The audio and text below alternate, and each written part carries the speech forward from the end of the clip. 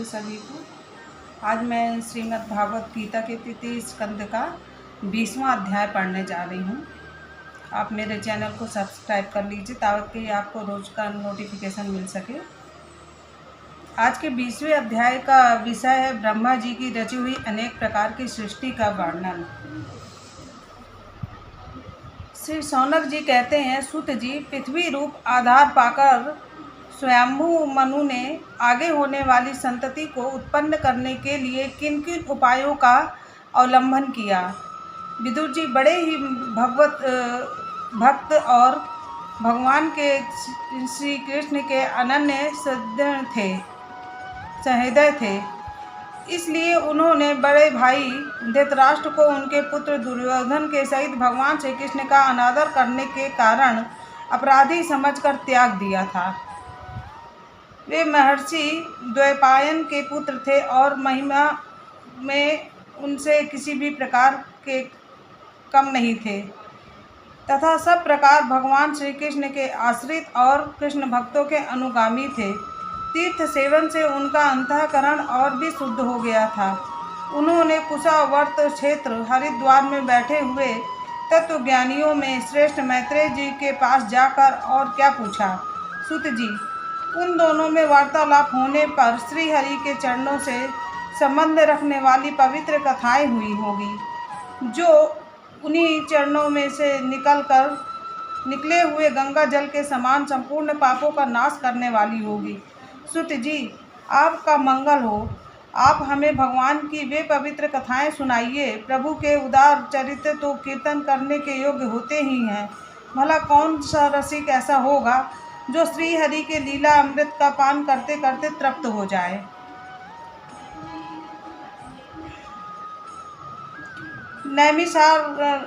नैमिषारण्यवासी मुनियों के इस प्रकार पूछने पर उग्र श्रवासूत जी ने भगवान में चित्र लगाकर उनसे कहा, सुनिए।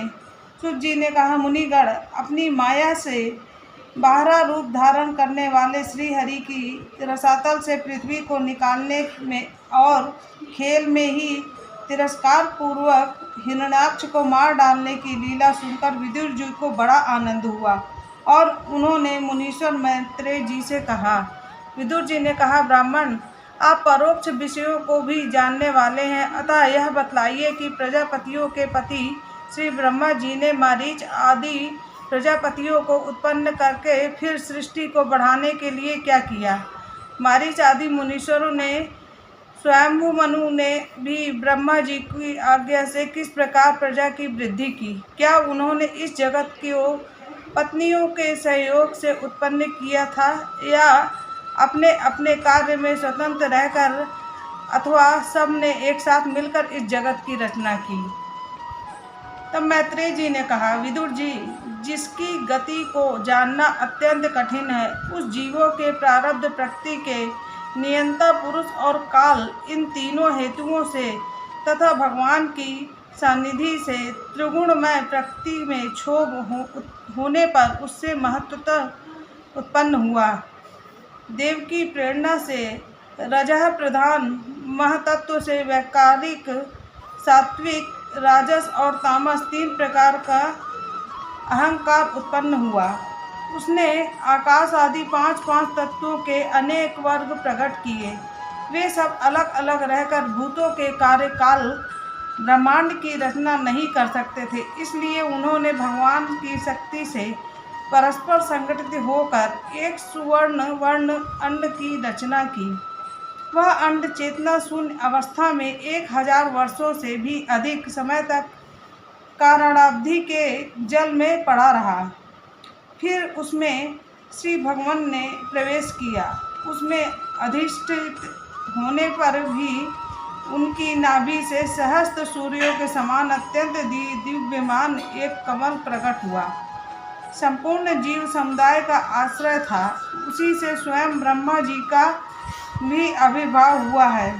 जो ब्रह्मांड के गर्भ रूप जल में शयन करने वाले श्री नारायण देव ने ब्रह्मा जी के अनंतःकरण में प्रवेश किया, तब वे पूर्व कल्पों से ही अपने ही द्वारा निश्चित की हुई नाम रूपी मई अब व्यवस्था नाम रूपीमय व्यवस्था के अनुसार लोकों की रचना करने लगे।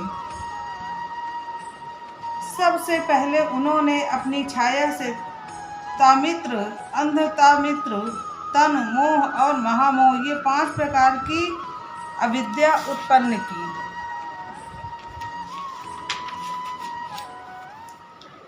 ब्रह्मा जी को अपना यह तमोमय शरीर अच्छा नहीं लगा, अतः उन्होंने उसे त्याग दिया। तब जिससे भूख प्यास की उत्पत्ति होती है, ऐसे रात्रि रूप उस शरीर को उसी से उत्पन्न हुए यक्ष और राक्षसों ने ग्रहण कर लिया।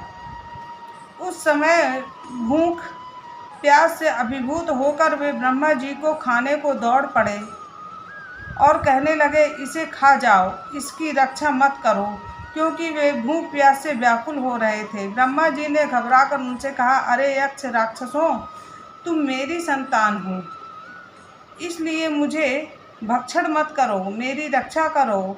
उनमें से जिन्होंने कहा खा जाओ वे यक्ष हुए, और जिन्होंने कहा रक्षा मत करो वे राक्षस कहलाए। फिर ब्रह्मा जी ने सात्विक प्रभा से दिव्यमान होकर मुख्य देवताओं की रचना की। उन्होंने क्रीड़ा करते हुए ब्रह्मा जी के त्यागने पर उनका वह दिन रूप प्रकाशमय और शरीर ग्रहण कर लिया। इसके पश्चात ब्रह्मा जी ने अपने जघन देश से कामासक्त असुरों को उत्पन्न किया।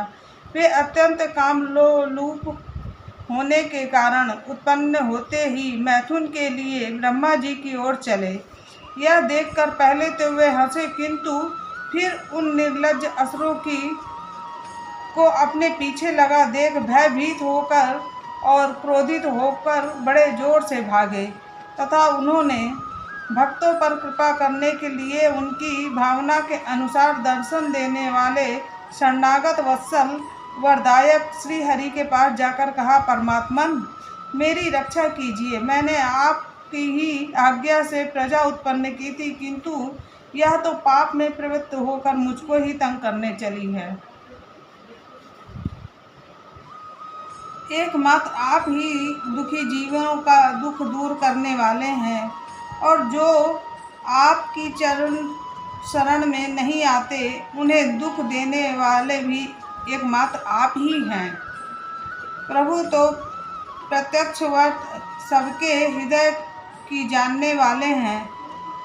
उन्होंने ब्रह्मा जी की आतुरता देखकर कहा, तुम अपने इस काम कलुषित शरीर को त्याग दो। भगवान के यो कहते ही उन्होंने वह शरीर भी छोड़ दिया। ब्रह्मा जी का छोड़ा हुआ शरीर एक सुंदरी स्त्री संध्या देवी के रूप में परिणित हो गया। उसके चरण कमलों के पायजेब झंकृत हो रहे थे, उसकी आंखें मतवाली हो रही थीं और कमर करधनी की लड़ों से सुशोभित सजीली साड़ी से ढकी हुई थी। उसके उभरे हुए स्तन एक प्रकार के एक दूसरे से सटे हुए थे कि उसके बीच में कोई अंतर ही नहीं रह गया था। उसकी नासिका और दंतावली बड़ी ही सुघड़ थी, तथा वह मधुर मधुर मुस्कुराते हुए असुरों की ओर भावपूर्ण दृष्टि से देख रही थी। वह नीली नीली अलकावली से सुशोभित सुकुमारी मानो लज्जा के मारे अपने अंचल में ही सिमटी जा रही थी। विदुर जी, उस सुंदरी को देखकर सबके सब असुर मोहित हो गए। अहो, इसका कैसा विचित्र रूप, कैसा अलौकिक धैर्य और कैसी नई अवस्था है। देखो, हम काम पीड़ितों के बीच में यह कैसी बेपरवाह सी विचर रही है। इस प्रकार उस कुबुद्धि दैत्यों ने स्त्री रूपिणी संध्या के विषय में तरह तरह के तर्क वितर्क करके फिर उसका बहुत आदर करते हुए प्रेम पूर्वक पूछा, सुंदरी, तुम कौन हो और किसकी पुत्री हो? भामिनी, यहाँ तुम्हारे आने का क्या प्रयोजन है? तुम अपने अनूप रूप का यह बेमोल सौदा दिखाकर हम अभागों को क्यों तरसा रही हो? अबले तुम कोई भी क्यों न हो, हमें तुम्हारा दर्शन हुआ, यह बड़े सौभाग्य की बात है। तुम अपनी गेंद उछाल उछाल कर तो हम दर्शकों के मन को मथे डालती हो। सुंदरी, जब तुम उछलती हुई गेंद पर अपनी हथेली की थपकी मारती हो तो तुम्हारा चरण कमल एक जगह नहीं ठहरता। तुम्हारा कटिप्रदेश स्थूल स्तनों के भार से थक सा जाता है और तुम्हारी निर्मल दृष्टि से भी थका वक्ष झलकने लगती है। अहो, तुम्हारा केश पास कैसा सुंदर है। इस प्रकार स्त्री रूप से प्रकट हुई उस सायंकालीन संध्या ने उन्हें अत्यंत कामासक्त कर दिया और मूढ़ों ने उसे कोई रमणी रत्न समझकर ग्रहण कर लिया। तदंतर ब्रह्मा जी ने गंभीर भाव से हंसकर अपनी कांतिमय मूर्ति से, जो अपने सौंदर्य को मानो आप ही आस्वादन करती थी, गंधर्व और अप्सराओं को उत्पन्न किया। उन्होंने ज्योत्सना चंद्रिका रूप अपने उस कांतिमय प्रिय शरीर को त्याग दिया। उसी को विश्वाससु आदि गंधर्वों ने प्रसन्नता पूर्वक ग्रहण किया। इसके पश्चात भगवान ब्रह्मा ने अपनी तंद्रा से भूत पिशाच उत्पन्न किए। उन्हें दिगंबर वस्त्रहीन और बाल बिखेरे देख उन्होंने आंखें मूंद ली। ब्रह्मा जी के त्यागे हुए उस जमाई रूप शरीर को भूत पिशाचों ने ग्रहण किया। इसी को निद्रा भी कहते हैं, जिससे जीवों की इंद्रिय में शिथिलता आती देखी जाती है। यदि कोई मनुष्य जूठे मुंह सो जाता है तो उस पर भूत पिशाच आक्रमण करते हैं, उसी को उन्माद कहते हैं। फिर भगवान ब्रह्मा ने भावना की कि मैं तेजोमय हूँ और अपने अदृश्य रूप से संध्यगण और एवं पितृगण को उत्पन्न किया। पितरों ने अपनी उत्पत्तियों के स्थान पर उस अदृश्य शरीर को ग्रहण कर लिया। इसी को लक्ष्य में रखकर पंडित जन श्रद्धादि के द्वारा पितर और संध्यागणों को क्रमशः कल्पपिंड और हव्य अर्पण करते हैं। अपनी तिरोधान शक्ति से ब्रह्मा जी सिद्ध और विद्याधरों की सृष्टि की और उन्हें अपना वह अंतर्ध्यान नामक अद्भुत शरीर दिया। एक बार ब्रह्मा जी ने अपना प्रतिबिंब देखा, तब अपने को बहुत सुंदर मानकर उस प्रतिबिंब से किन्नर और किम पुरुष उत्पन्न किए। उन्होंने ब्रह्मा जी के त्याग देने पर उनका वह प्रतिबिंब शरीर ग्रहण किया। इसलिए ये सब उषा काल में अपनी पत्नियों के साथ मिलकर ब्रह्मा जी के गुण कर्मादि का गान किया करते हैं। एक बार ब्रह्मा जी सृष्टि की वृद्धि न होने के कारण बहुत चिंतित होकर हाथ पैर आदि अवयवों को फैलाकर लेट गए और फिर क्रोधवश भोगमय शरीर को त्याग दिया। उससे जो बाल झड़कर गिरे वे अही हुए तथा उसके हाथ पैर सिकोड़ कर चलने से क्रूर स्वभाव सर्प और नाग हुए, जिसका शरीर फण रूप से कंधे के पास बहुत फैला होता है। एक बार ब्रह्मा जी ने अपने को कृतकृत्य सा अनुभव किया। उस समय अंत में उन्होंने अपने मनु से मनुष्यों की सृष्टि की। ये सब प्रजा की वृद्धि करने वाले हैं। मनस्वी ब्रह्मा जी ने उनकी लिए अपना पुरुषाकार शरीर त्याग दिया। मनुओं को देखकर उनसे पहले उत्पन्न हुए देवता गंधर्व आदि ब्रह्मा जी की स्तुति करने लगे। वे बोले, विश्वकर्ता ब्रह्मा जी, आपकी यह मनुओं की सृष्टि बड़ी ही सुंदर है। इसमें अग्निहोत्र आदि सभी कर्म प्रतिष्ठित है। इसकी सहायता से हम भी अपना अन्न ग्रहण कर सकेंगे।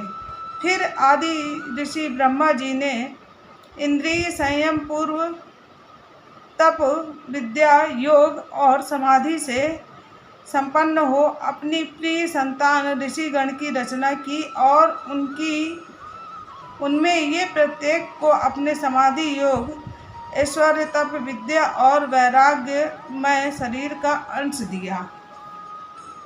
आज का ये 20वां अध्याय समाप्त हुआ श्रीमद् भागवत गीता का।